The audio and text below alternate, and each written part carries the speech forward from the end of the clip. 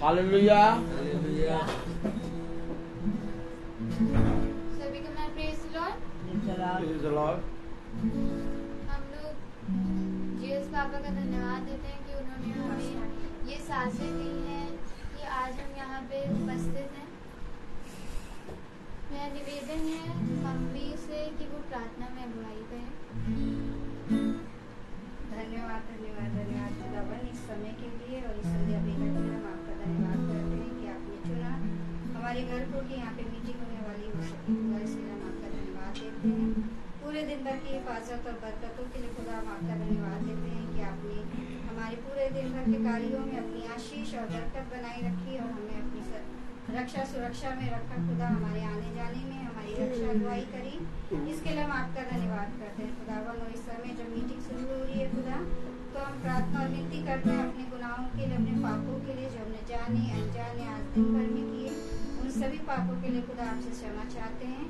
और पवित्र मन होकर के इस मीटिंग में बैठने वाले हो सके, आपका अनुग्रह आपकी आशीष हम सभी भाई बहनों पर होने वाली हो सके, जो यूट्यूब या फेसबुक के माध्यम से सुन रहे हैं देख रहे हैं खुदा, उन पर भी आपका आशीष और अनुग्रह बनी रहे, जिससे हम पवित्र मन होकर के वचनों को सुनने ही नहीं बल्कि समझने वाले भी हो सके खुदा। और ये वचन हमारे हृदय में हमारे जीवन में कार्यरत होने वाले हो सके खुदा।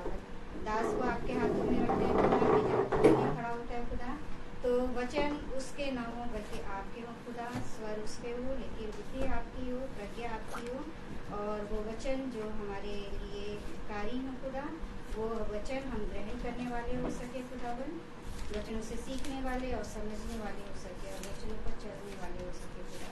हम सब पर अपनी आशीष और कृपा और बरकत बनाइएगा खुदा। विशेषकर उन लोगों के लिए प्रार्थना करते हैं जो आपके मार्ग से भटके हुए हैं खुदा, उन पर अपनी आशीष और कृपा रखिए। आज की प्रार्थना में उनको याद करते हैं खुदा, जिन्हें हम जानते नहीं जानते, लेकिन खुदा प्रार्थना करते हैं कि हर एक घटना और हर एक जबान आपका अंगीकार करने वाली हो सके खुदावन। हम सब पर अपनी आशीष और कृपा बरकत बनाए रखिए खुदावन। आपके पवित्र और मीठे नाम यीशु मसीह के नाम में मांगते हैं, सुनिए और ग्रहण कीजिए। सभी को मैं प्रेज द लॉर्ड। आइए तू दिल में है।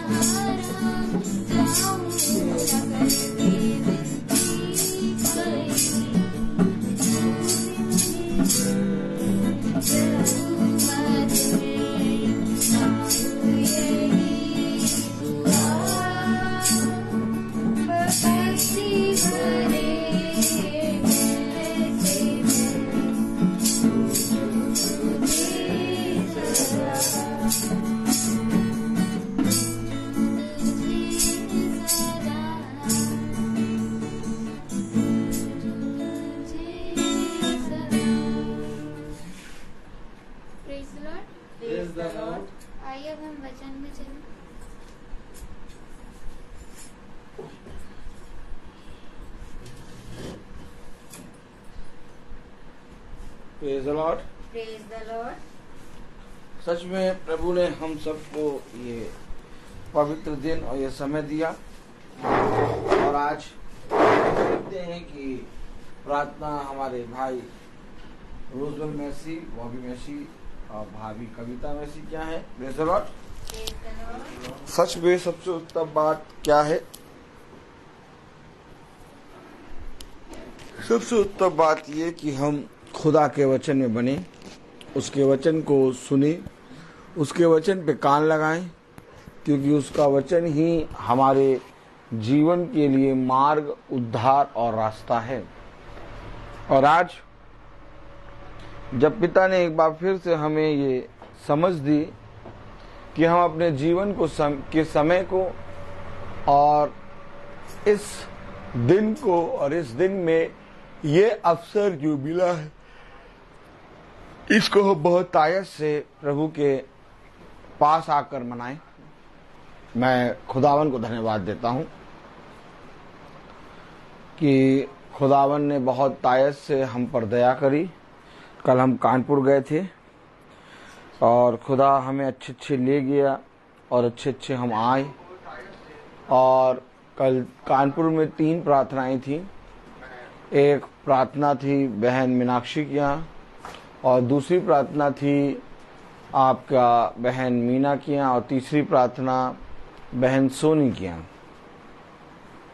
और तीनों प्रार्थनाओं में, तीनों मीटिंगों में प्रभु ने हमें बहुत तायत से आत्मा में चलाया, और वहाँ से मीटिंग करके हम बहुत अच्छे अपने घर आए।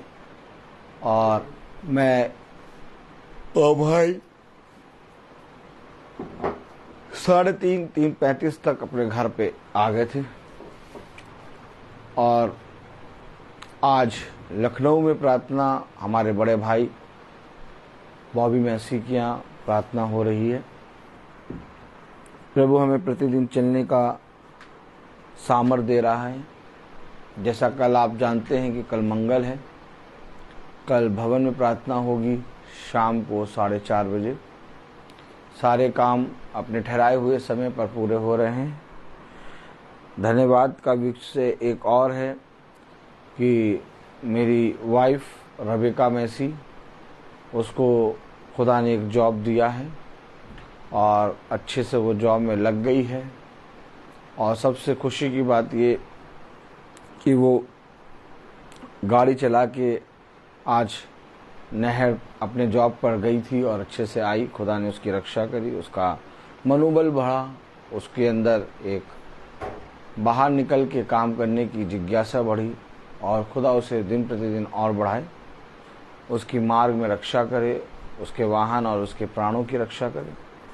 सारी बातों में हम अपने पिता को धन्यवाद देते हैं कि पिता ने बहुत तायत से उसे समझ और बुद्धि दी, और वो अच्छे से आज गई। और मैं विश्वास करता हूँ कि पिता उसके साथ सदा बना रहता है, जैसे हमारे साथ बना रहता है। और हम सब इस समय पिता को धन्यवाद देते हैं हर एक बात के लिए। आज जैसा कि हम पिता के वचन में बैठे हैं, तो ये अवश्य है कि पिता का वचन क्या कहता है, हमें इस पे कान लगाना होगा। और सबसे अच्छी बात यह है कि हमारा बेटा रोलैंड भी आ गया है। थोड़ा थोड़ा उसकी आंखों में हल्का सा आंखों में थोड़ा सा भारीपना है। मैं समझ सकता हूँ, थक गया है, बहुत मेहनत करता है बच्चा। Praise the Lord. लेकिन मैं ये विश्वास करता हूँ कि ये एक दिन गा के प्रभु की स्तुति महिमा करेगा, और ये रोलैंड वादा करता है मुझसे। Praise the Lord. अब वो कौन से दिन करेगा ये मुझे इनसे बात करके मैं आपको बताऊंगा। Praise the Lord. तो आइए हम वचन में चलेंगे। Praise the Lord. बहुत आनंद आता है। हम वचन में चलेंगे और वचन से निकालेंगे। हम सब अपने स्थानों पे खड़े हों और वचन से हम निकालेंगे 2 कुरिन्थियों उसका 9वां अध्याय और उसकी 15वीं आयत। Praise the Lord.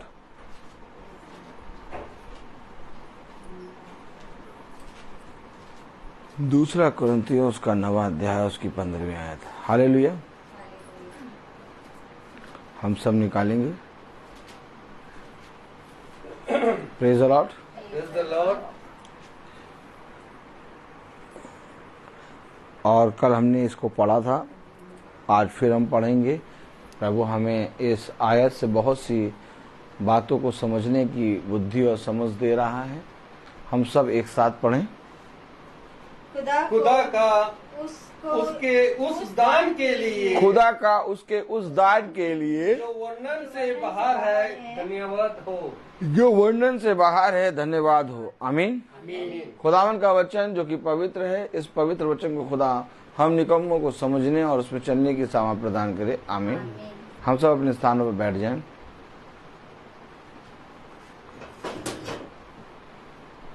पिता ने मेरे और आपके जीवन के लिए एक बहुत बड़ा दान दिया है, और वो दान इसलिए है क्योंकि हम उस योग्य थे नहीं। हम पाप में गिर गए थे और हमारे लिए कहीं पर भी कोई भी ज्योति की किरण थी नहीं, और ना ही हमारे लिए कोई भी उद्धार था।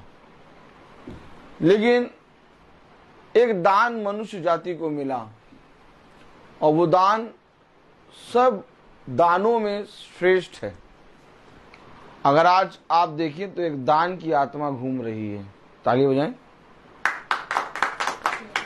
बहुत ध्यान से देखिए, एक दान की आत्मा घूम रही है, और हर एक मनुष्य अपने मन में, अपने जहन में ये बैठाए हुआ है कि हम जब दान करते हैं तो हमें और हमारा घराना और हमारे जीवन का भला होता है। इन बातों को समझना होगा। सबसे बड़ा दान पिता ने करा, और वो दान ये कि उसने अपने इकलौते पुत्र को हमारे और आपके लिए दिया। लेकिन मैं आपको बताना चाहता हूं कि हर एक आत्मा के फल को शैतान ने बहुत कायदे से भापा है, और हर एक आत्मा के फल, जैसे प्रभु ने कहा, दया करो, दान करो, दीन बनो, करुणा करो, क्रोध ना करो, क्षमा करो। तो ये जितने भी विश्वास में बढ़ो, तो ये जितने भी आत्मा के फल हैं, बहुत ध्यान से समझिएगा, ये जितने भी आत्मा के फल हैं, इन सारे फलों को वो बहुत अच्छी तरीके से शैतान पहचानता है। आप समझे? शैतान बहुत अच्छी तरीके से उन फलों को पहचानता है, और उन फलों को, जैसे एक फल आप समझ लीजिए दान। अब इस दान को उसने इतने ज्यादा इस दान को लेकर बहरूपिया निकाल दिया कि आज अगर आप देखिए तो हर तरफ दान की एक आत्मा घूम रही है। पकड़ना पड़ेगा हमें, क्योंकि जो आत्मा के फल हैं, उस फल तक आप तब पहुंचेंगे जब बहरूपिये को आप निकाल के बाहर करेंगे। अगर आपके जीवन में वो दान, वो विश्वास, वो करुणा, वो दया, वो क्षमा है, और आपके उसी क्षमा के अंदर एक बहरूपिया बैठा है, तो आपका क्षमा करना व्यर्थ हो जाएगा। आप समझे? नहीं समझे? आपका दान देना व्यर्थ हो जाएगा, आपका दया करना व्यर्थ हो जाएगा। आज मनुष्य, आप मुझे बताइए, क्या वो जो आत्मा के फल हैं, उनमें से क्या मनुष्य बहुत से फलों को लेकर कार्य कर नहीं रहा? दया कर रहा है? और हर एक मनुष्य के घावों को पूछ रहा है, बहुत ज्यादा उसाते हैं, भूखे को भोजन खिला रहा है, नंगों को कपड़ा पहना रहा है। ये सारे काम कर रहा है कि नहीं कर रहा है? देखिए, संसार में एक आत्मा, लेकिन पिता ने हमें बताया है और पिता ने हमें समझाया है कि आत्माओं को परखो, और जो आत्मा पिता की ओर से हो उसके पीछे हो लो। आमीन। अब आप मुझे बताइए, अगर हम दान दें और उस दान के पीछे हमारा कोई स्वार्थ हो, तो हमारा दान को देना व्यर्थ हो जाता है। पिता ने इससे पहले कि अपने इकलौते पुत्र को दे, हम पापी थे, हम पापी ही थे कि उसने अपने इकलौते पुत्र को हमारे लिए दे दिया। कैसा दान दिया? उसने हमसे कुछ भी नहीं एक्सेप्ट रखा। उसके दान के पीछे कोई स्वार्थ नहीं था, उसकी दया के पीछे कोई स्वार्थ नहीं था। हन्ना के दान के पीछे कि मैं अपने सैमुअल, अपने पहलौठे बेटे को मंदिर में अर्पण करूंगी, उसके दान के पीछे कोई स्वार्थ नहीं था। बहुत ध्यान से समझिएगा। क्यों आखिर हन्ना की कोख गर्भवती हुई, और क्यों आखिर हन्ना ने जब सैमुअल को मंदिर में दान दिया तो बहुत तेरे उसके बच्चे हुए। आमीन। क्योंकि उसके दान के अंदर कोई स्वार्थ नहीं था। ठीक उसी तरीके से जब मंदिर बन रहा था तो उस खत्ते के अंदर एक विधवा ने अपनी कितनी दमड़ी दी थी? एक दमड़ी, दो दमड़ी, कुछ भी हो, वो डाला। तो पिता ने कहा सबसे अधिक इसने दिया। भाई दान तो सब दे रहे थे, ताली वाली बजेगी कि नहीं? दान तो सब दे रहे थे। कोई सोने का हार दे रहा था, कोई हीरा दे रहा था, कोई जीरा दे रहा था, सब दे रहे थे। लेकिन खुदा ने कहा कि इस विधवा ने सबसे अधिक दान दिया। आप समझे? उसके पीछे जो विधवा ने दान दिया, उस दान के पीछे कोई आत्मा नहीं थी। आज हमारे सारे अच्छे काम मैले फटे पुराने कपड़े के समान होंगे। क्यों? क्योंकि शैतान ने हमारे सारे कामों के पीछे अपनी आत्माएं छोड़ रखी हैं, लोमड़ियां। इन लोमड़ियों के दांत जब तक नहीं तोड़ेंगे आप, और इन लोमड़ियों को जब तक आप पहचानेंगे नहीं, आप जो भी अच्छा काम कर लें उसके पीछे आपको बड़ा प्रतिफल खो जाएगा। क्योंकि इससे पहले कि हम कोई अच्छा काम करें, शैतान दांत फाड़े खड़ा रहता है कि ये जैसे ही अच्छा काम करेगा और उसको बड़ा प्रतिफल मिले, उससे पहले मैं इसके अंदर से काम करके उसके बड़े प्रतिफल को खा लूं। समझिए, हमेशा याद रखिए, मैं अपने पिता के प्रति कैसे ईमानदार बनूं, मैं अपने खुदावन की स्तुति कैसे पूरी हृदय से, आत्मा और सच्चाई से करूं। जब मुझे उस दान के विषय में, जब मुझे उस विश्वास के विषय में, जब मुझे उस करुणा के विषय में, जब मुझे उस परिश्रम के विषय में, जब मुझे उस क्षमा के विषय में जब मैं जानूंगा, तब मेरे जीवन से वो स्वार्थ की आत्मा हटेगी। और जिस पल मेरे अंदर से पिता ने जैसा दान दिया, पिता ने जैसा क्षमा किया, पिता ने कहा जैसे मैंने क्षमा किया वैसे तुम भी क्षमा किया करो। मेरे प्यारे भाई बहनों, आज जिस रीति से शैतान ने हर एक चीज का डुप्लीकेट निकाला है, ओरिजिनल कितने हैं हमेशा याद रखिएगा। ओरिजिनल कितने हैं और डुप्लीकेट 101। हर एक बात में शैतान ने आज इतने डुप्लीकेट निकाल दिए कि ओरिजिनल पे कोई पहुंच नहीं पा रहा। लेकिन आपको ओरिजिनल पर आना है, आपको उस लहू के पास आना है जिस लहू से आपका छुटकारा हो सकता है। आमीन। किसी गाय, बैल, भैंस या किसी भी जानवर के लहू से आपका छुटकारा नहीं हो सकता। कुछ समय तक के लिए आपके पाप ढकते हैं, लेकिन आपके पाप सदा के लिए मिटते नहीं। लेकिन एक लहू है जो मेरे और आपके पापों के लिए बहाया गया। जब हम उस लहू के तले आते हैं तो हमारे पाप सदा के लिए मिट जाते हैं। आमीन। तो मेरे प्यारे भाई बहनों, हमें और आपको बहुत चौकन्ना होना होगा, बहुत चौकन्ना। अगर हम अपने घराने, अपने बच्चों और अपने पति और अपनी पत्नी का भला चाहते हैं तो हमें सच में सेत मेत आत्मा को पकड़ना आना चाहिए। अगर आज हम आत्मा की परख नहीं रख रहे, अगर आज हम प्रभु के प्रति ईमानदार नहीं हैं, तो हमारा सब कुछ करना व्यर्थ हो जाएगा। अभी 4 दिन पहले मेरे पास एक फोन आया, और वो फोन आया झांसी से, प्रेज़ द लॉर्ड। और वो लेडी कम से कम 60-65 साल की है।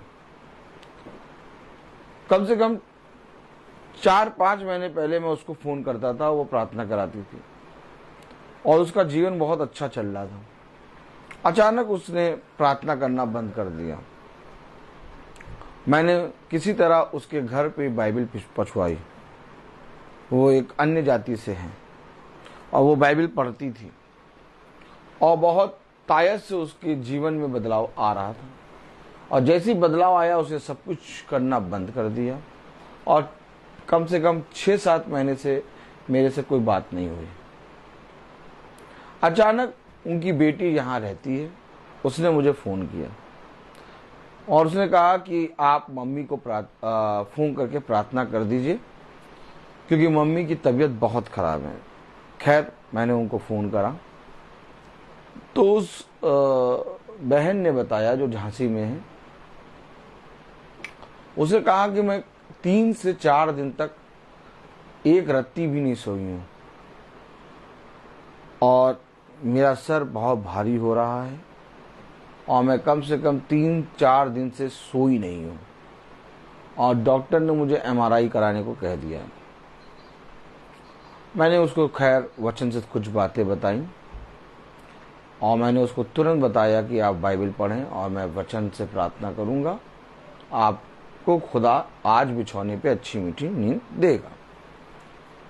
तो कल जब मेरी उससे बात हुई, रोज मैं प्रार्थना कर रहा हूं, तो उसने कहा कि मुझे जब से आप प्रार्थना कर रहे हैं अच्छी नींद आ रही है और मेरा जीवन में से वो अंधकार मिट गया। मैंने कहा, देखा सिस्टर, आप वचन से दूर जा रहे हो, आप मुझे नहीं, मेरी बातों को नहीं, आप खुदा को अपनाइए।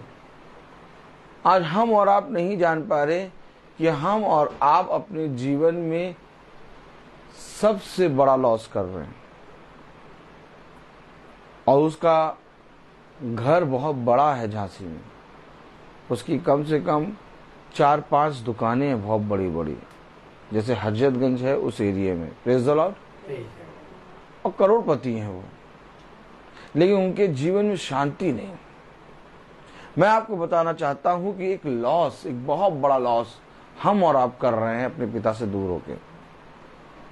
हमें अपने पिता के निकट आना ही होगा, क्योंकि उसने वो दान हमें दिया जो वर्णन से बाहर है। और उस दान को जब तक हम जानेंगे नहीं, हमारे जीवन से ऐसा दान होगा नहीं। जब तक हम उस क्षमा को नहीं जानेंगे जो क्षमा खुदा ने मेरे और आपको दिया, तब तक हमारे जीवन से वैसी क्षमा मिलेगी नहीं लोगों को। देखिए, हम लोगों को क्षमा तो कर देते हैं, लेकिन अंदर ही अंदर हमारे अंदर कुछ ना कुछ मतभेद रहता है और ये पिता को खटकता है। मेरे प्यारे भाई बहनों, बहुत ज़रूरी है हम अपने पिता के प्रति ईमानदार बने। बहुत ज़रूरी है कि हम अपने पिता के उन फलों को, जो फलों को पिता ने हमें और आपको दिया, समझने और जानने में जीवन को व्यतीत करें। मैं अपने बेटे, अपनी बेटी, अपनी पत्नी, अपने पति को अच्छा करने की कोशिश ना करूं, बल्कि मैं स्वयं ठीक हूं। क्योंकि जब मैं स्वयं ठीक होऊंगा, क्योंकि प्रभु का वचन कहता है, यदि मन चंगा है तो शरीर पूरी रीति से चंगा है, लेकिन यदि मन में असाध्य रोग हैं तो पूरा शरीर बेकार है। अगर हमारा मन चंगा है, यही बात लेके आज मैं टहल रहा था तो एक मैम मिल गई, मुझसे बात करने लगी। मैंने उससे कहा कि सिस्टर देखिए, उसने कहा, मैंने उससे कुछ बात कही तो उसने कहा हाँ प्रभु तो है। मैंने कहा प्रभु तो है नहीं, प्रभु ही है। आमीन। तो उसने ऐसे ही बोला हाँ हाँ प्रभु ही है। खैर, मैंने फिर उसको समझाया और जब समझाने के बाद बताया तो वो कह रही यस, सच में प्रभु ही है। आमीन। हमें और आपको समझना होगा कि पिता हमारे जीवन में क्या चाहता है। पिता चाहता है कि जो फल मेरे हैं वो फल तुम्हारे ऊपर लदने चाहिए। जो दान उसने हमारे और आपके लिए दिया वो वर्णन से बाहर है, इसलिए उसका धन्यवाद हो। आमीन। अब उसका धन्यवाद आप जब तक जो वर्णन से बाहर है, जब तक आप आत्मा में नहीं आएंगे, उसका धन्यवाद वहां तक पहुंचेगा नहीं। उसका धन्यवाद वहां तक पहुंचाने के लिए यह अवश्य है कि हमें प्रभु के उन फलों को पहचानना होगा। दया, क्षमा, करुणा, विश्वास। आइए देखें, प्रेज़ द लॉर्ड। हम निकालें 2 कुरिन्थियों उसका 6 अध्याय।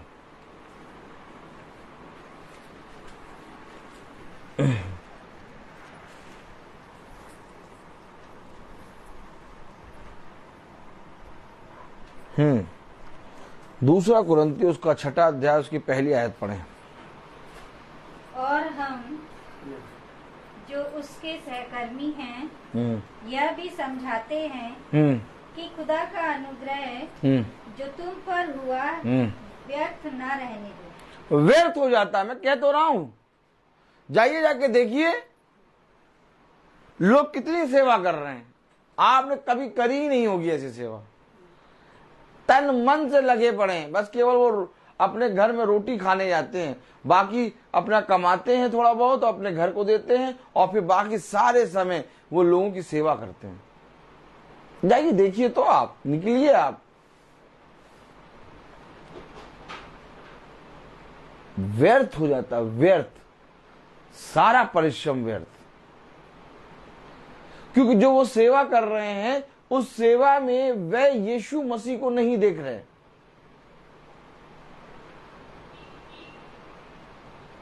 मैं आपसे कहना चाहता हूं कि कितने लोग हैं जो दीन दया कर रहे हैं, दान दे रहे, ये कर रहे, वो कर रहे, तमाम किस्म के काम कर रहे हैं, लेकिन अब मैं आपसे पूछूं, क्या वे खुदावन यीशु मसीह को जानते हैं? क्या वो खुदावन यीशु मसीह के लहू के बहाने को जानते हैं? क्या वो उस उद्धार को जानते हैं जो उद्धार आप और मैं वचन में पढ़ते हैं? अब आप मुझे बताइए, अगर वो उस उद्धार को नहीं जानते और अपने जीवन को बहुत पाक साक रख के चल रहे हैं, तो बताइए पिता ने क्या नहीं कहा कि जिस रीति से तुमने मुझे नहीं पहचाना वैसे मैं भी तुम्हें नहीं पहचानूंगा। आपको मालूम है, एसाव बहुत प्रिय था। एसाव के अंदर कोई भी खोट नहीं था। याकूब तिगड़मबाज था, बहुत बहुत अपने मन में, अपने जहन में बहुत सी बातें बनाता था, हर चीज में अड़ंगा मारता था। लेकिन एसाव अपने पिता इसहाक का प्रिय था। आज के समय में अगर एसाव जैसा बालक हो तो उसको लोग खुदा बना देंगे। आपको ये बात मालूम है, इसहाक जो है वो एक धर्मी मनुष्य है। आप इसहाक को क्या समझते हैं? इसहाक को आप कहां पर रखते हैं? अब इसहाक ऐसा मनुष्य का प्रिय एसाव हो और याकूब ना हो, तो एसाव कैसा होगा बताइए आप? आपने क्या तुलना करी? आपने केवल यही देखा कि उसने एक पहिलोटे पनी को बेच दिया एक टाइम की दाल के लिए, ये देखा आपने। लेकिन आपने ये नहीं देखा कि इसहाक को एसाव प्रिय क्यों था। इसहाक धर्मी मनुष्य है। इसहाक खुदा के वचन को जानने वाला है। इसहाक खुदा के नाम को जानता है। इसहाक अपने पिता अब्राहम को देखता था। इसहाक ने उस समय को देखा जब खुदा ने कि स्वर्गदूत ने उसके ऊपर तलवार चलने से रोका। इसहाक वो है जिसकी बलि खुदा ने मांगी, और इसहाक वो है जिसको देने अब्राहम चला गया। ओ माय गॉड, इस इसहाक ने एसाव को प्रिय जान लिया। ठीक इसी तरीके से आज एक एसाव की आत्मा हर एक जने के अंदर घूम रही है। ओहो, बहुत प्यारा, बहुत क्रीम, बहुत अच्छा।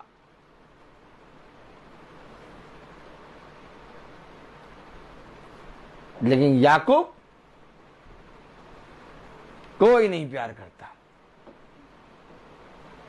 कोई नहीं। आज मनुष्य केवल बाहरी रूप रंग और बाहरी अच्छे कामों को देखता, आज मनुष्य खुदा के दान और उसके फलों को और उसकी आत्मा को, उसके अनुग्रह को नहीं देखता। लेकिन खुदा ने याकूब को प्रिय जाना। खुदा ने याकूब को क्यों प्रिय जाना? क्योंकि याकूब के पास व्यवस्था थी, क्योंकि याकूब के पास खुदा का लहू था, क्योंकि याकूब के पास खुदा का आत्मा था, क्योंकि याकूब के पास खुदा का प्रकाशन था, क्योंकि याकूब के पास खुदा के वचन को मानने वाला मन था। और याकूब उस दान के विषय में जानता था। एसाव दान करता था, लेकिन दान के विषय में नहीं जानता था। एसाव सारी चीजों में अच्छा था, लेकिन याकूब अपने पिता अर्थात खुदावन की इच्छा जानता था। वो दान जो वर्णन से बाहर है, अगर उस दान को मैं और आप नहीं जानेंगे तो आज हमारे अंदर भी एसाव की आत्मा आ जाएगी। फिर कैसे निकालोगे एसाव की आत्मा को? बताओ, कैसे निकालोगे? निकलती नहीं है भाई, चाहे जितना जोर लगा लो, क्योंकि ये आत्मा एक ऐसी आत्मा है जिसके विषय में बाइबल में लिखा है कि ये नाश करने आता है। फिर समझ लो, इस आत्मा के बारे में बाइबल में लिखा है कि दुष्ट का काम केवल नाश करना है, और जब तक नाश ना कर दे यह आत्मा नहीं जाती। लाख जतन कर लो, लाख जतन कर लो, इस आत्मा को निकालने के लिए हमें उस दान, उस विश्वास, उस क्षमा, उस करुणा को जानना होगा। और जिस दिन आप उस करुणा, उस दया, उस विश्वास को जान जाएंगे, अर्थात वो विश्वास जो यीशु मसीह ने हमसे कहा कि यदि तू विश्वास करेगा तो खुदा के अद्भुत कामों को देखेगा। आपसे मैं कहता हूं, आपके अंदर और मेरे अंदर भी एक एसाव है, और मेरे अंदर और आपके अंदर एक याकूब भी है। आमीन। अब ये आपके ऊपर है कि आप याकूब की सुनते हैं कि एसाव की सुनते हैं, क्योंकि ये हमेशा साथ चले हैं और एक ही मां के गर्भ से उत्पन्न हुए हैं। इसलिए वो कह रहा, कहीं ऐसा ना हो कि तुम खुदा के अनुग्रह को व्यर्थ कर दो। क्यों? अनुग्रह तो है, ऐसा नहीं कि अनुग्रह नहीं है, ताली बजाएं। लेकिन अनुग्रह के साथ एक व्यर्थ भी है। पढ़ें जरा। और जो हम जो खुदा के सहकर्मी हैं, हम जो खुदा के सहकर्मी हैं, यह भी समझते हैं ये भी समझते हैं कि उसका अनुग्रह, समझते नहीं, समझाते हैं। समझाते हैं, नहीं, फिर सही से पढ़ा करिए भाई। यह भी यह भी समझाते हैं, समझते हैं, समझाते हैं, दोनों में बहुत अंतर है। नहीं, गलत ना बोलो, समझाते हैं, गलत ना बोलो। समझाते हैं यह भी समझाते हैं ये भी समझाते हैं कि खुदा कि का उसका अनुग्रह अनुग्रह कि उसका अनुग्रह जो तुम पर हुआ, हुआ है। अनुग्रह नहीं हुआ है, वो दान मिला है हर एक जने को जो वर्णन से बाहर है, लेकिन उस दान को हमने पहचाना नहीं। हम पर अनुग्रह हुआ, लेकिन हमने अनुग्रह को पहचाना नहीं। कह रहा है, जब बाइबल बोल रही जो तुम पर हुआ, उसके उस अनुग्रह को जो तुम पर हुआ, अगर अनुग्रह है तो व्यर्थ भी है। व्यर्थ कौन है? व्यर्थ क्या है? जिसे एसाव ने अपने पहलौठे पने को व्यर्थ कर दिया, इसको पकड़ना पड़ेगा। क्या आप बताइए, अगर याकूब खुदा का प्रिय था तो एसाव के पास भी एक ऐसा भाग था जिसके होने के कारण एसाव भी चुन लिया जाता, बच जाता। एसाव के पास था पहलौठे का अधिकार। मैं आपको बता तो रहा हूं, अनुग्रह तो दोनों पे था, लेकिन खुदा को प्रिय था याकूब। ठीक इसी तरीके से अनुग्रह तो हुआ, कहीं व्यर्थ ना हो जाए। अब इस व्यर्थ को पकड़ना होगा, और इस व्यर्थ को पकड़ने के लिए चीरना होगा। क्या करना होगा? क्योंकि चीरना किस लिए होगा बताइए? क्योंकि ऊपर तो मधुमक्खियां ढेर सारी बैठी हैं, ठीक, और अंदर है शहद। अब शहद निकालने के लिए इसको चीरना होगा, और जब तक चीरोगे नहीं तब तक शहद नहीं मिलेगा। समझ लें, जब तक तुम अपने आप का इंकार नहीं करोगे तब तक खुदा तुम्हारे अंदर नहीं आएगा। क्योंकि कहीं ऐसा ना हो कि जो अनुग्रह तुम पर हुआ वो व्यर्थ ठहरे। क्यों? क्योंकि पिता की ओर से जो दान तुम्हें मिला वो वर्णन से बाहर है, उसका धन्यवाद हो। कैसे धन्यवाद करोगे? कैसे हम उसके उस अनुग्रह को जो वर्णन से बाहर है धन्यवाद करेंगे? मुझे सत्य को जानना है और मुझे सत्य को पहचानना है। उसने कहा जो कोई सत्य को जानेगा वो स्वतंत्र हो जाएगा। सत्य क्या है? आप दुनिया में सबसे ज्यादा सत्य जान लो, लेकिन आप तब भी सत्य पे चल नहीं पाओगे। क्यों?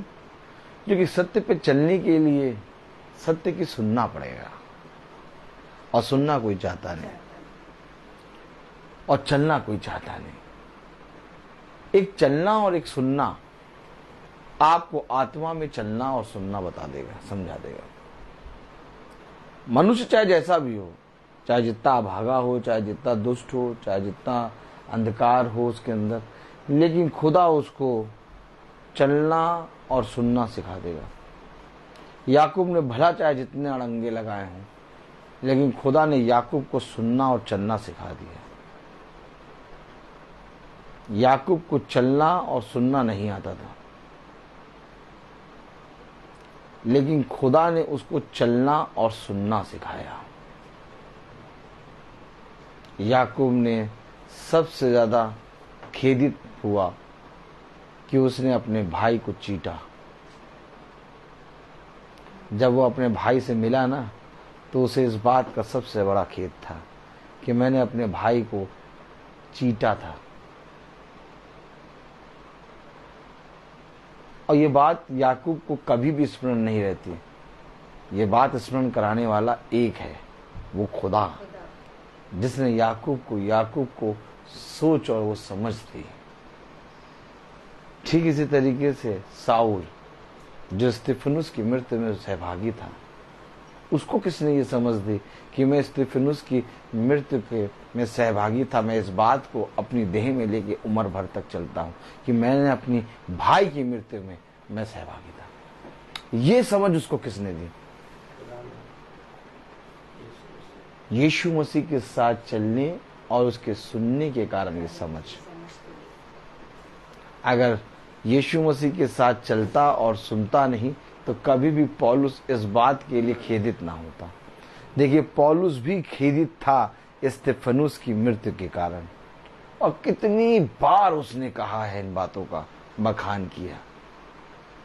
आज आप जब मसीही बनेंगे ना, तब आप अपने उन पापों को, उन सारी चीजों को जिनको हम जाने अनजाने में कर दिए हैं या कर रहे हैं, उसके लिए हम खेदित होंगे, हृदय से खेदित होंगे। एक बार नहीं, हमेशा इन बातों को अपने हृदय में रख के चलेंगे, नहीं मेरे जीवन से ये पाप हुआ था।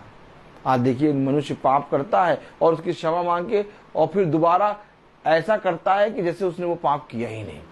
लेकिन पौलुस जब बोल रहा है तब कह रहा है मुझसे ये पाप हो गया कि मैं स्तिफनुस की मृत्यु में सहभागी हो गया। याकूब के हृदय में यह बात हमेशा बनी है कि मैंने अपने भाई का पहलौठापना छीन लिया। हमेशा याद रखिए, एक आत्मा है जो हमें भरमाता है और एक आत्मा है जो केवल शांत रहता है। एक आत्मा है जो बहुत बोलता है और एक आत्मा है जो शांत रहता है। और वो शांत इसलिए रहता कि जब तुम शांत होगे तब वो बोलेगा। उसने कहा ये युद्ध तुम्हारा नहीं, ये युद्ध मेरा है। खड़े खड़े अपने पिता के उद्धार के कामों को देखो। मैं आपसे पूछना चाहता हूं, कितनी बार कितनी जगहों पर यीशु मसीह ने अपने शिष्यों से कहा चुप रहना। मैं आपसे पूछना चाहता हूं, कितनी बार कितनी जगहों में यीशु मसीह ने पौलुस से कहा चुपचाप रहना और जाके राजा के सामने खड़े हो जाना, मैं तुझे बता दूंगा वहां क्या कहना है। मैं आपसे कहते हो रहा हूं, एक आत्मा है जो शांत रहता है और एक आत्मा है जो सबसे अधिक बोलता है। अगर आज आप शांत रहना सीख जाएंगे, आप अपने पिता की सुनना सीख जाएंगे। लेकिन अगर आप बोलते रहेंगे, आप कभी भी अपने पिता की आवाज को नहीं सुन पाएंगे। किसी ने आपके साथ बुरा करा, आप उसके साथ तुरंत बुरा कर दो, आप कभी भी पिता को नहीं समझ पाएंगे। आप शांत रहें।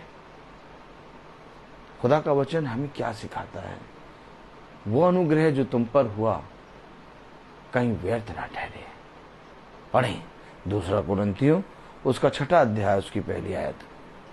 और हम जो उसके सहकर्मी हैं, और हम जो उसके सहकर्मी हैं, यह भी समझाते हैं, ये भी समझाते हैं कि खुदा का अनुग्रह जो तुम पर हुआ व्यर्थ ना रहने दो। परिश्रम करो परिश्रम। अपने पिता के लिए जाग जाओ। हर चीज जाता रहेगा लेकिन पिता का प्रेम कभी ना जाएगा। पिता का परिश्रम जो तुमने पिता में किया कभी व्यर्थ ना ठहरेगा। जो सेवा तुमने पिता में करी वो कभी व्यर्थ ना ठहरेगी। तुम्हारी दृष्टि में उसका मूल, उसका फल तुम्हें ऐसा लगता नहीं मिला, लेकिन मैं आपसे कहता हूं 100 गुना दे चुका। फल की चाह ना करना, परिणाम की चाह ना करना।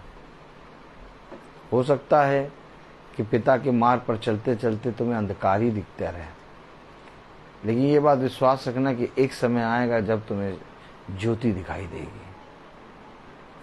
वो इतनी बड़ी ज्योति होगी, वो इतनी बड़ी ज्योति की किरण होगी कि वो पूरे अंधकार को मिटा देगी।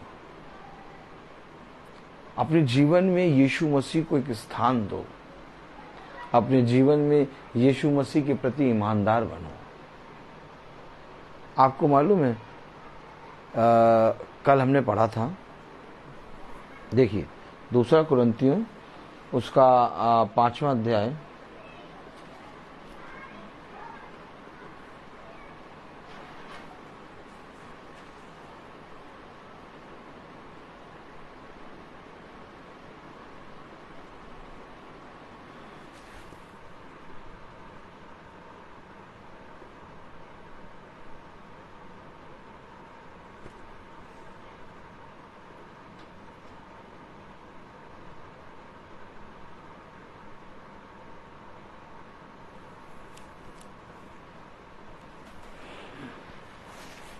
Praise the Lord.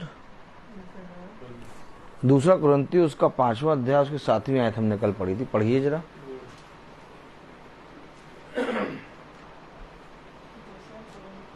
5वां अध्याय 7वीं आयत क्या कह रहा? क्योंकि हम रूप को देखकर नहीं पर विश्वास से चलते हैं। एक रूप है, एक विश्वास है। दया के पीछे शैतान ने बहुत से रूप लगा रखे हैं। मालूम है आपको? आज मनुष्य दया कर रहा है बहुत से रूप में, लेकिन दया और विश्वास और क्षमा, ये जितने फल हैं, इन सब फलों के पीछे शैतान ने बहुत से रूप लगा रखे। मखौटे, मालूम है आपको? मखौटे मखौटे। आपको ऐसा लगेगा ये मुझ पर दया कर रहा है, लेकिन आपकी घटी को ले जाकर वो लोगों के बीच में इस रीति से बताएगा कि वो ठड्डे का कारण बनाएगा। आपके सामने तो कुछ आपको दान आन दे कर दया करके आपके सामने बहुत सीधा साधा बना,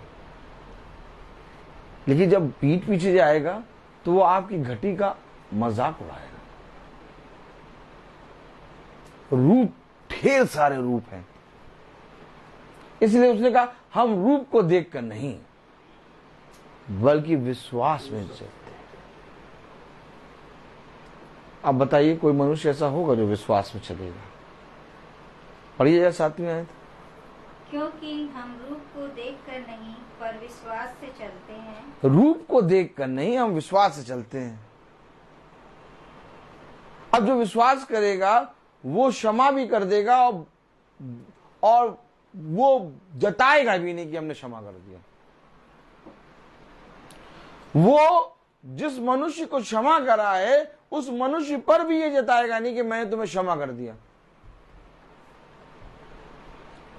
क्योंकि वो विश्वास में चल रहा है और उसका विश्वास बड़ा है और वो ये जानता है कि इसका बड़ा प्रतिफल ये मनुष्य नहीं मुझे खुदा देगा। आमीन आमीन। आप पर जब कोई दया करता है ना, आपको बताता है कि देखो मैंने तुम्हारे साथ ये किया, देखो मैंने तुम्हारे साथ ये किया। आप बताइए नहीं, आप कुछ भी ना बोलिए, आप चुप रहिए, एकदम शांत रहिए।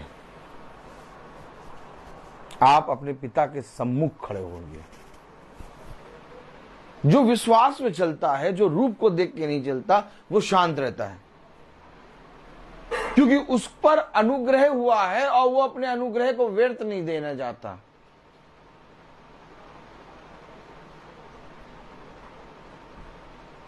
बहुत बड़ा अनुग्रह हुआ है और बड़ा अनुग्रह ये कि हम और आप उसके पवित्र वचन को सुन रहे हैं और मैं इसे व्यर्थ नहीं करना चाहता। ये जो सेवा हमें मिली है प्रतिदिन चलने की, हम इस सेवा को व्यर्थ नहीं जाने देना चाहते, इसलिए हम एक परिश्रम में हैं।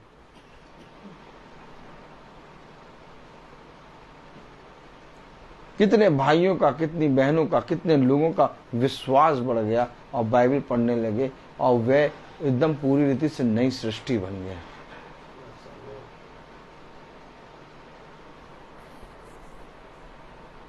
कल की प्रार्थना में उस बहन ने कहा हम चाहते हैं कि हमारी बेटी की एंगेजमेंट में आप पास्टर साहब आएं और प्रार्थना करें।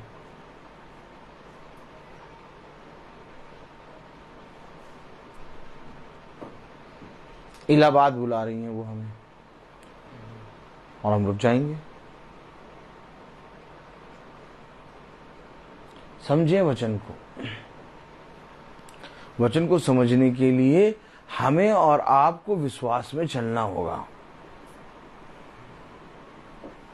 क्योंकि विश्वास में चलने के लिए हमें रूप और रंग को देखना नहीं है, और रूप और रंग मिट्टी है, और विश्वास एक ऐसा विश्वास है जो अब्राहम ने अपने पिता पर करा। अगर वो सारा के रूप को देखता तो कभी भी वो इसहाक को प्राप्त न कर पाता। वचन बताता है कि अब्राहम ने विश्वास किया और वो विश्वास के द्वारा धर्मी ठहराया गया। एक ऐसा विश्वास जो दूर दूर तक दिख नहीं रहा था। अब्राहम ने सारा की कोख को देखा होता तो वो मरी हुई थी। वचन में लिखा है 2 कुरिन्थियों उसका 5वां अध्याय उसकी 7वीं आयत में कि हम रूप को देखकर नहीं बल्कि विश्वास में चलते हैं। यही विश्वास में अब्राहम चला है। तब यीशु मसीह ने कहा, अगर तुम अब्राहम की संतान होते तो अब्राहम के समान काम करते। कहीं ऐसा ना हो कि वो अनुग्रह जो हम पर हुआ वो व्यर्थ हो जाए। करना क्या होगा? जो दया उसने हम पर करी है वो वर्णन से बाहर है, क्योंकि ये दया शारीरिक नहीं है, ये दया आत्मिक है। ये क्षमा शारीरिक नहीं है, ये क्षमा आत्मिक है। ये करुणा शारीरिक नहीं, ये करुणा आत्मिक है। ये विश्वास शारीरिक नहीं बल्कि आत्मिक है।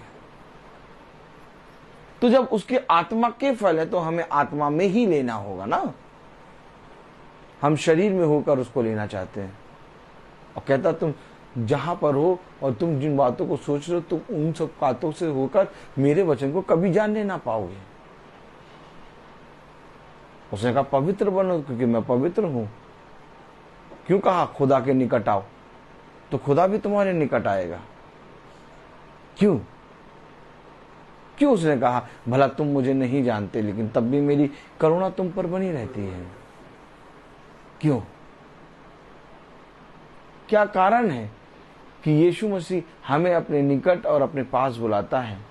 क्या कारण है कि यीशु मसीह हमसे कहता आत्मा के अनुसार चलो, मैं तुम्हें आत्मिक फल दूंगा जो तुमसे इस संसार में कोई भी न छीन सकता है पाएगा। हाँ, लेकिन देखो उन फलों को प्राप्त करने के लिए और उन फलों में बने रहने के लिए तुम्हें एक परिश्रम करना होगा और तुम्हें विश्वास में बढ़ना होगा। ये परिश्रम, ये विश्वास शारीरिक और आत्मिक दोनों रीति से होता है।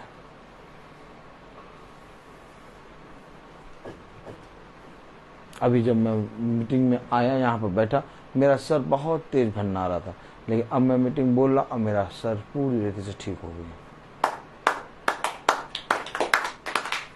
और ये सर क्यों भन्ना रहा था? ताकि कहीं ना कहीं किसी न किसी तरीके से तुम डाउन पड़ जाओ।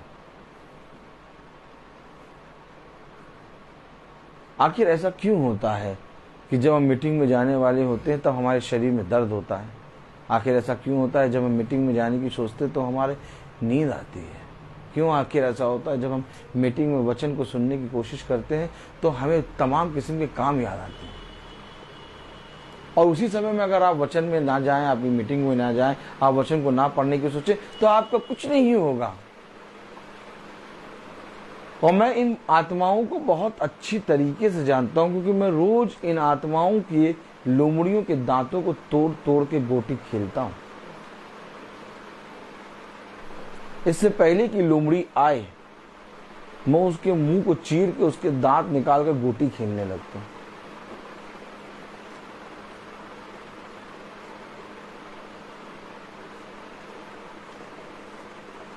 और उस सांप के फन को अपनी एड़ी के नीचे दबाए रखता हूं, क्योंकि मुझे मालूम है कि ये जरूर से जरूर आएगा। हर एक प्रार्थना में और हर एक महासभा में ये आता है। और सबसे बड़ी बात इसके अंदर एक ये है कि ये बिन बुलाए आता है और आके चुपचाप सेध मार के बैठता है। हमेशा याद रखना, अगर सच में तुम आत्मिक सभा में हो और अगर सच में तुम आत्मिक संगति में हो तो ये अवश्य है कि वहां पर शैतान है, क्योंकि शैतान हमेशा शांति वाली जगह ढूंढता है। हमेशा याद रखना। लेकिन शैतान के दांत तोड़ने और उसके फन को कुचलना तुम्हें आता है। इसलिए तुम जब वो आएगा तो मेरे उन आत्मिक हथियारों को जो तुमने बांधे हैं उनसे उनका सामना करना। इसलिए मैं तुमसे कहता हूं कि ये युद्ध मांस और लहू का नहीं बल्कि अंधकार की शक्तियों का है, और युद्ध तो बहुत बड़ा है। जैसे मैंने गाड़ी लगाई वैसे ये मैम मेरे साथ चलने लगी। और वो प्रेज द लॉर्ड कर रहा, मैंने भी मैंने कहा, उन्होंने कहा अरे आपके बच्चों का आवाज़ बहुत बढ़िया आ रही है म्यूज़िक की। मैंने कहा वो तो आएगी। मैंने कहा ये मुझे डाउन करना चाहते हैं,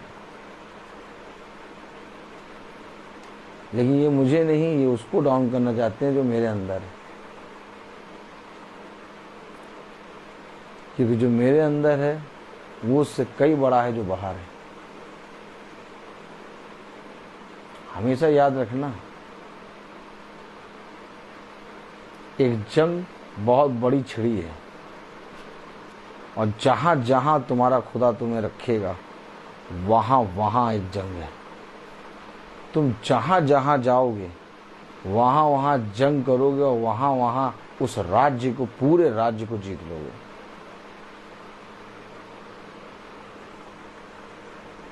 जब खुदा ने अब्राहम से कहा कि तू, तेरी दृष्टि जहां जहां तक जाती है वो सारी जमीन में तुझे दूंगा,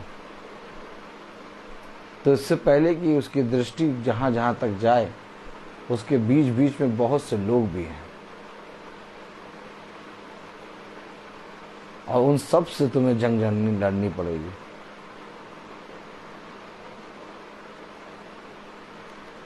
मनुष्य पैसा देखता है, मनुष्य पेमेंट देखता है, मनुष्य आय देखता है, मनुष्य एक महीने की इनकम देखता है, लेकिन इस एक महीने में हमने अपने पिता के राज्य का कितना बखान करा, ये कब देख रहे हैं। मानते हैं कि एक महीने के बाद 4 या 5 तारीख में तुम्हारे बैंक में 40-45 हजार आ जाते हैं,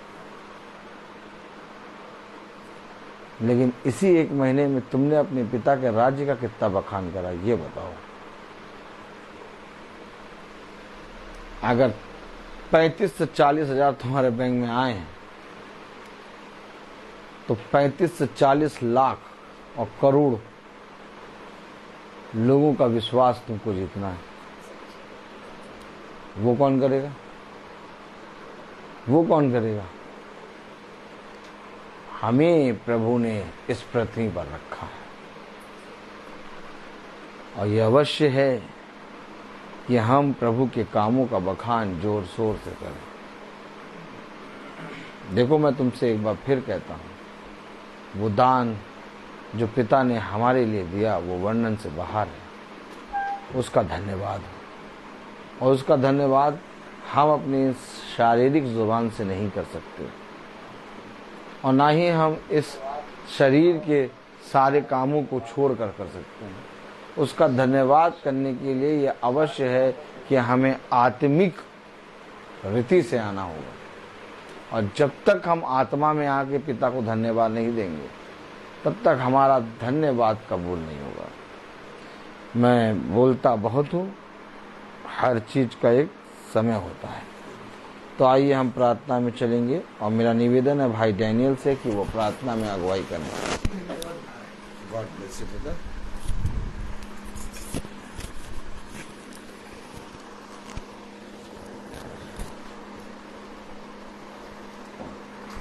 आइए हम लोग प्रार्थना में चलें और अपने आप को प्रभु के सामने समर्पित करें।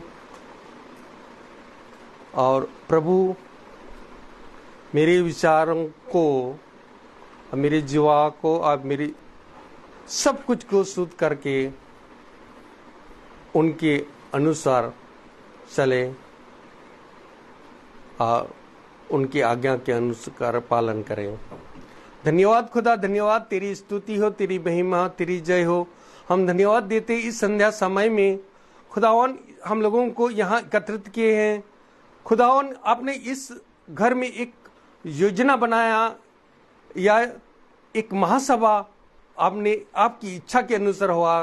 खुदावन इस महासभा में आपने एक वचन रखा, एक बीज बोया खुदावन, ताकि इस वचन को ग्रहण करने के लिए हमें सामर्थ्य दीजिए।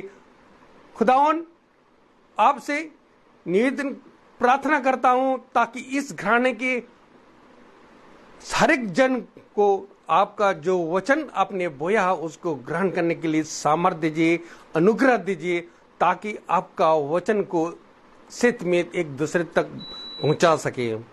खुदावन, मैं दुआ करता हूं हमारे भाई के लिए, ताकि उसको आशीष प्रदान कीजिए बहुतायत से, क्योंकि दिन प्रतिदिन आपकी आत्मा में और आपका वचन को सत्य में हम लोगों को सुनाते हैं और उसको ग्रहण करने के लिए हम लोग अपने दिल में रखते हैं। खुदावन, उनकी घराने के हर एक जन को के लिए आशीष दीजिए, ताकि वह आपका वचन में बने रहें। खुदावन, जो भी हमारा जो यूट्यूब में देख रहे हैं खुदावन, और जो भी फेसबुक में देख रहे हैं खुदावन, उनको भी आपका वचन को ग्रहण करने के लिए सामर्थ्य दीजिए, ताकि आपका वचन को सत्य में एक दूसरे को बांट सके। खुदावन, मैं यही दुआ करता हूं खुदावन, ताकि आपका वचन जो बहुमूल्य है, कि आपने कहा है खुदावन, जो हे प्रभु तेरी शिक्षा आत्मा और जीवन है, आपके शब्दों में अनंत जीवन का संदेश है। खुदावन, आपने ये भी कहा कि मैंने तुम्हें चुना, आज तुम चुना है, चुन लिया कि तुम्हें जाकर फल उत्पन्न करो, और या फल तुम्हारे बने रहे। खुदावन, इस महासभा में जो वचन बोया है खुदावन, ताकि जो हमारी आत्मा का उद्धार कर सकते हैं, इसलिए खुदावन आपका आज्ञा के अनुसार उसके अनुसार पालन करें, क्योंकि आपका वचन जीवंत और सशक्त है, और ये हमारे आत्मा के अंतरतम तक पहुंच जाता है। खुदावन, जो आपका वचन बहुमूल्य है, और इसलिए आपका वचन में हम लोग बने रहें, ताकि आपका हमें सामर्थ्य दीजिए और आपके अनुग्रह में बने रहे। खुदावन, यही हम दुआ करते हैं हमारे प्रभु यीशु मसीह के नाम पर, आमीन। हे हमारे पिता, तू जो स्वर्ग में है, तेरा नाम पवित्र माना जाए, तेरा राज आए, तेरी इच्छा जैसे स्वर्ग में है वैसे पृथ्वी पर भी पूरी हो। हमारा प्रतिदिन का आहार में दे, और हमारा अपराध हमें क्षमा कर, जैसे हम भी अपने अपराधों को क्षमा करते हैं, और हमें परीक्षा में ना डाल, परंतु बुराई से बचाओ। अब हमारे खुदावन यीशु मसीह का फजल, खुदा बाप की मोहब्बत, पाक रूह की रिफाकत और सराहत हम में से हर एक विश्वासी जन के साथ अब से लेकर अनंत काल तक होती रहे, आमीन। धन्यवाद धन्यवाद धन्यवाद, सारी आशीषों की स्तुति धन्यवाद धन्यवाद धन्यवाद धन्यवाद, सारी आशीषों की स्तुति धन्यवाद, सारी आशीषें आती ऊपर से, हालेलुया। धन्यवाद धन्यवाद धन्यवाद, सारे आशीषों पे सोते धन्यवाद।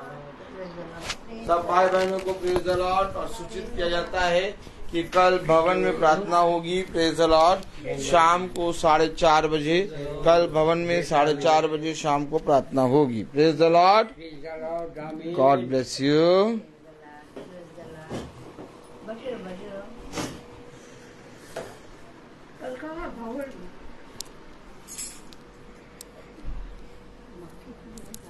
Praise the Lord.